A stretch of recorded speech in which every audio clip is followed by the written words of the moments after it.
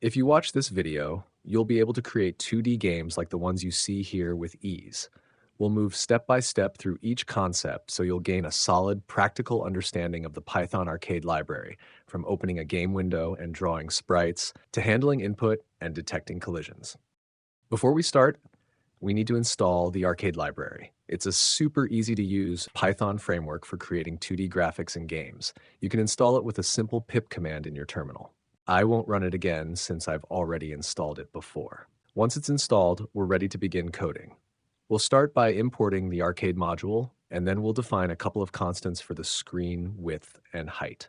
That's basically the size of our window. Next, we'll create a class called myGame, and it will inherit from arcade.window. You can think of this class as our game window.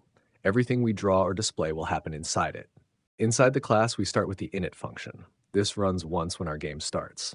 In here, we call the parent class using super, and we also give our window a title, in this case, hello window. Then we define the onDraw function. This is a special built-in arcade function that automatically runs every time the screen is refreshed. Inside it, we first clear the window. This makes sure we start with a blank screen each frame. After that, we use Arcade's drawText function to write the words Hello Arcade right in the center of the screen. At the very bottom of the file, we create an instance of our game and call arcade.run. This line actually opens the window and keeps the program running until we close it. All right, let's run the code and see what happens. And there we go. A simple window pops up with the text Hello Arcade displayed right in the middle. This means our setup works perfectly, and we've successfully created our first game window using Python Arcade. Now that we've got this working, let's take it one step further. In the next example, we'll add a sprite, a little object that we can draw on the screen and eventually make move around. Let's do it. All right, now let's dive straight into the code.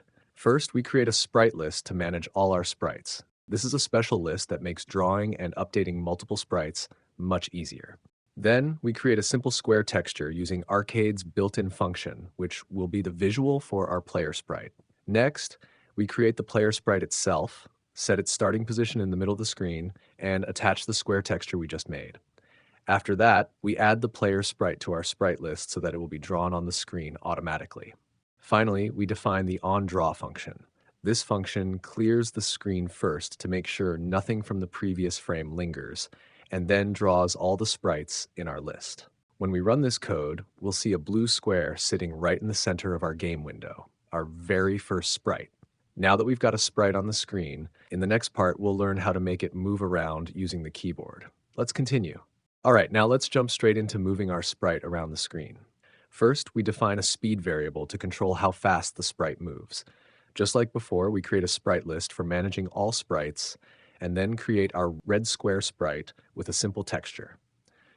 We place it in the center of the screen and add it to the sprite list so it will be drawn automatically. Next, we set up movement flags for each direction: up, down, left, and right. These flags will help us track which keys are being pressed. In the onDraw function, we first clear the screen to remove anything from the previous frame. Then we draw all the sprites in our sprite list so they appear on the window. In the onUpdate function, we check each flag and update the sprite's position accordingly. For example, if the up flag is true, we increase the sprite's y coordinate, and if the left flag is true, we decrease its x coordinate. This is what makes the sprite move smoothly across the screen. Then in onKeyPress, we set the corresponding flag to true whenever a key is pressed, and in onKeyRelease, we reset it back to false when the key is released. This ensures the sprite stops moving when we lift our fingers off the keys. When we run this code, we can now control the red square with the arrow keys. It moves exactly how we want. Next, we'll take things even further by learning how to detect collisions with other objects on the screen. Let's continue. All right, now let's move on to our final example. First, let's import the random module. We'll use it to assign random positions when creating the enemies. First, we create two sprite lists, one for drawing everything on the screen, and another specifically for the enemies, which we'll use for collision detection. Next, we set up our player sprite, a blue square positioned in the center of the screen, and add it to the main sprite list. Then we generate 5 enemy sprites, each with a red square texture, and place them randomly across the screen. These enemies are added to both the enemy list and the main sprite list, so they can be drawn and also checked for collisions. We also track the mouse position so the player can follow it smoothly. In the onDraw function, we clear the screen to get a fresh frame. Then we draw all the sprites, both the player and the enemies, so everything appears on the window.